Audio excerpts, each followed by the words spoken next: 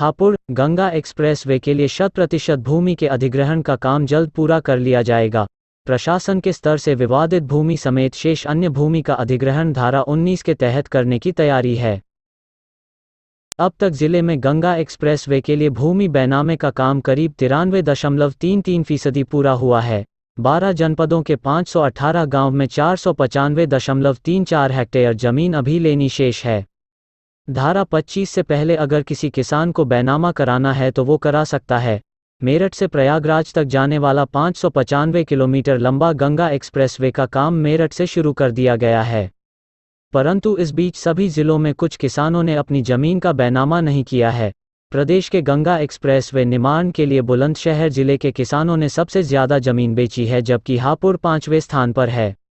बता दें कि 12 जिलों के 518 गांवों में 6653.92 हेक्टेयर जमीन यूपीडा को बैनामा करनी है, जिसमें अभी तक 40,905 बैनामे हो चुके हैं, परंतु अभी तक 495.34 हेक्टेयर जमीन यूपीडा को नहीं मिली है, जिनके बैनामे कराए जाने बाकी है। शेष जमीन को लेकर प्रशासन ने धारा 19 की कार्रवाई शुरू कर दी है।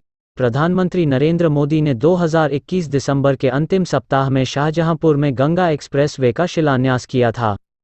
शिलान्यास से पहले जिले में 100% भूमि अधिग्रहण के लिए डीएम के स्तर से कमेटी भी गठित की गई, लेकिन अब तक 100% का अधिग्रहण पूरा नहीं हो सका है। विधानसभा चुनाव संपन्न होने के बाद गंगा एक्सप्रेसवे का काम चालू हो चुका है।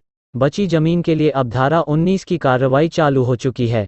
हापुड़ में 27.3 हेक्टेयर, हापुड़ के 29 गांवों 373.90 हेक्टेयर में से 346.459 हेक्टेयर का बैनामा किया जा चुका है। अब तक 2034 बैनामे हो चुके हैं। 721 करोड़ रुपए खर्च किए जा चुके हैं।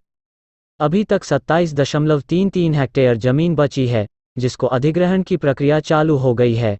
अभी बैनामे का अंतिम मौका, गंगा एक्सप्रेसवे के लिए 100% भूमि का अधिग्रहण किया जाना है।